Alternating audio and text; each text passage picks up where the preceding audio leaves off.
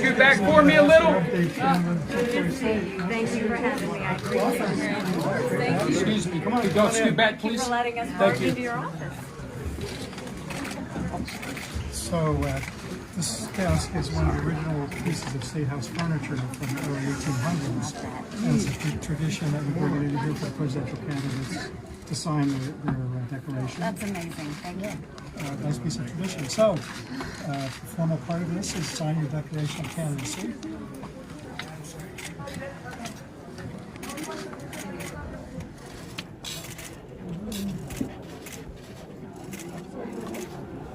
And then we have your check, so that's great. And then there's just one other document.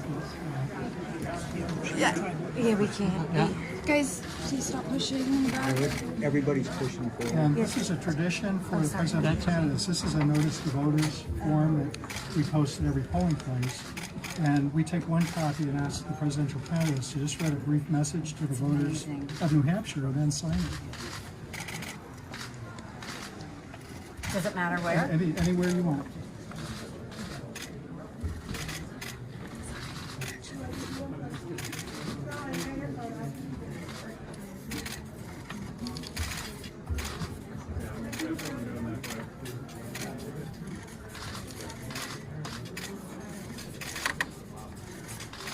And then I'm sure the press would love to know what you wrote. I wrote, let's do this.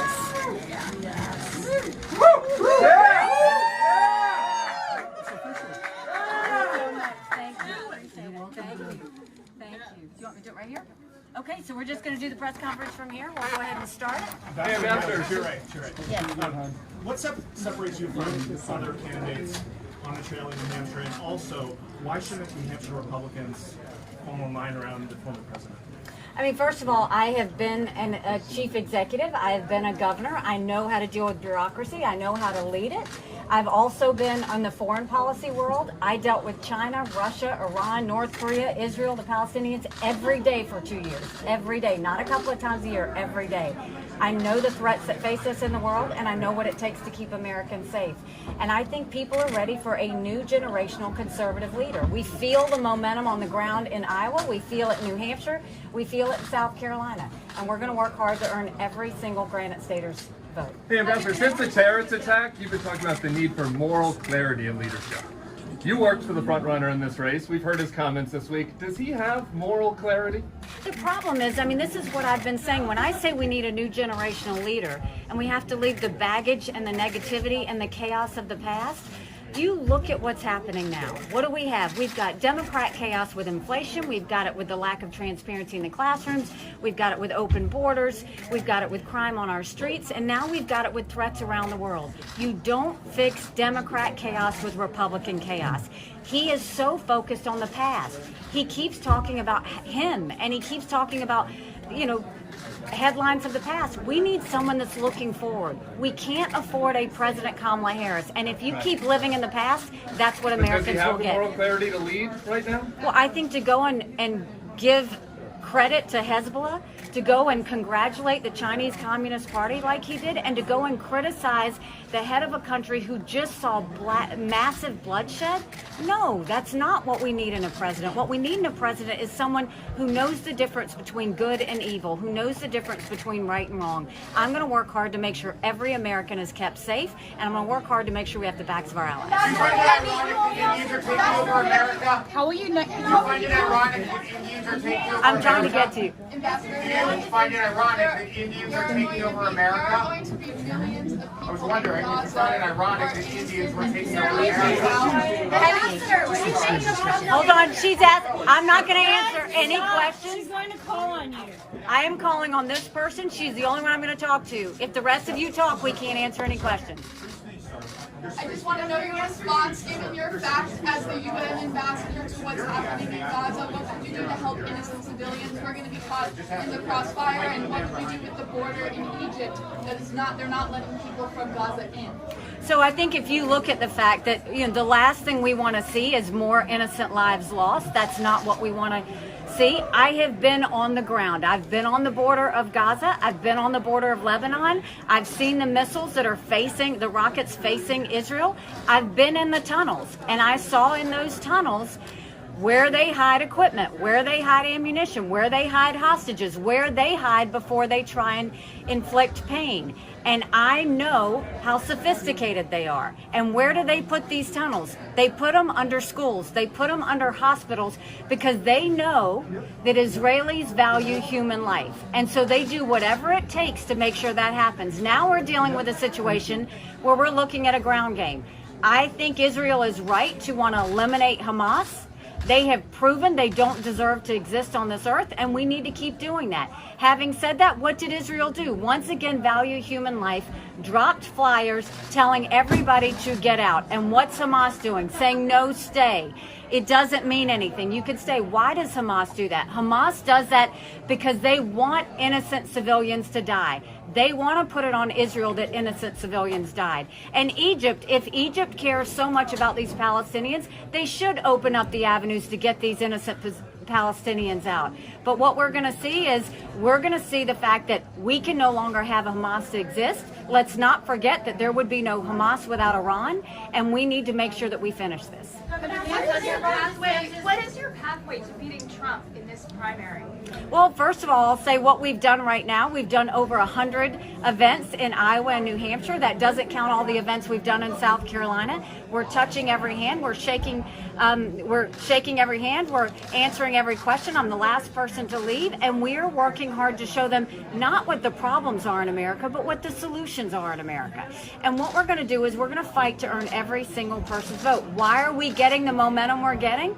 It's because we are identifying with real people. We know that they're feeling inflation in the grocery store and the gas pump. I'm an accountant. I know what we need to do to get that back on track. We know that they're feeling crime on the streets. We need to have the backs of our law enforcement. We know that they want transparency in the classroom. As a mom, I know parents have one job. They deserve to know what's being said or taught to their children in the classroom. We know that there's an open border, and I know that the biggest national security threat is if those terrorists come into America and we have another 9/11. We've got to do everything we can to stop it. And we know that there are threats abroad, and America can never be so arrogant to think that we don't need friends or that that can't happen to us. We need to make sure we have someone who's going to keep Americans safe. And I think that what we're seeing is Iowans, Granite Staters, and South Carolinians are seeing that. They don't want a President Kamala Harris. They want someone that's going to bring sanity back, and they want someone who's ready to sit there and work and serve them. And I'm going to do that. And that's why I think we're doing that. When it comes to everything else, we're seeing we're second in Iowa, second New Hampshire, second in South Carolina. There's one more we got to overcome. We'll do that too. Ambassador Haley. Thank you. When you look at the chaos in Congress right now, the inability to elect a speaker, especially at a time of crisis when urgent action from Congress could be needed, how would you, if you were in the Oval Office right now, handle that, bring some unity to the Republican Party? And are you concerned that this inaction from the GOP might have some consequences for Republicans in 2024? You know what I'll tell you, when I was governor and we had a Republican House and a Republican Senate and they would butt heads, I would bring them into my office and I would say, we're not leaving until you figure this out. This doesn't need to play out for Americans to see. It needs to be play out behind closed doors. They don't need to leave until they fix this. They don't need to get paid until they fix this. What I will remind my fellow Republicans is you don't fix Democrat chaos with Republican chaos. Get it together, get us a leader. If you look at what's happened in Congress, they have one job, and that's to get us a budget. And here you have, they have only given a budget on time 4 times in 40 years.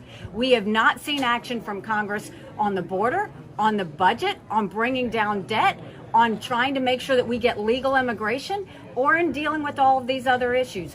When America is distracted, the world is less safe. We are seeing that play out. Get it together. It's not about you. It's about the American people. And the American people are done with this. They need to get in a room and not leave until they figure this out. Ambassador Haley.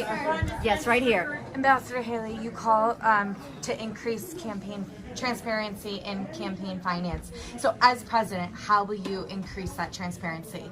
Well, I think, I believe in transparency in anything. So, in campaign finance, you should see everything. That's the bottom line. If you can see it, then that gives you more information. So we will always make sure that everything is available to be seen and that you can see exactly what's going on. I think that informs voters, and I think that makes for good decisions.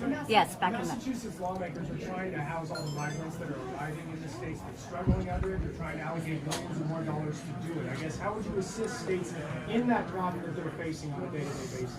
I mean, the way I would assist states with the problems of this massive influx of illegal immigrants is to close the border. And the way we would close the border is, first of all, you close it. Secondly, we'd put 25,000 more Border Patrol and ICE agents on the ground and let them do their job. We need to defund sanctuary cities once and for all. We need to go back to the Remain in Mexico policy, and instead of catch and release, we need to go to catch and deport. It came out that of all the people that came through, 1,000 of them came from Lebanon, Yemen, and Iran. That doesn't even count Afghanistan. Look at what happened to Israel. Look at what happened to Israel. Don't think as Americans on September 10th. Think about being Americans on September 12th. We've got to get our focus back. We've got to start really paying attention to what matters. It is a dereliction of duty what Joe Biden and Kamala Harris have done on this border. It's not just the southern border. Ask the Granite Staters. It's the northern border. The fact that we've had more Americans die than the Iraq, Afghanistan, and Vietnam wars combined. #1 cause of death for adults 18 to 45, fentanyl. And don't think for a second China doesn't know what they're doing when they send it over. Ambassador. Yes, back in the... I just wanted to give you an opportunity to respond. Yesterday, Governor DeSantis was critical of the United Nations, referred to it as a worthless organization, said it sanctions Israel too much. And given your history there, I would like to give you an opportunity to respond to that. What do you think of those criticisms? It is a worthless organization. They do get on Israel too much. It has been a farce. It's the reason why I fought as hard as I was. But if you look at the time that I served there, what did I do? I took the kick me sign off of our backs, and America was respected again. Every day, I dealt with the Russians, the Chinese, the Iranians, the North Koreans, the Syrians, the Palestinians, the Israelis. I have dealt with all of them. I've had to negotiate with all of them. I know when they're telling the truth, and I know when they're lying. We got respect at the United Nations because I told Americans I told these countries what America was for and what America was against. I didn't care if they didn't like me, but I wanted them to respect America. That's what we'll do as president. Yes. Have you been in touch with Israeli officials since the attack, and what have you been hearing so far? So she asked if I'd been in touch with Israeli officials since the attack. I sent my message to Netanyahu, which was finish them. And then I have been in touch with my former friend and colleague, Ambassador Danny Danon.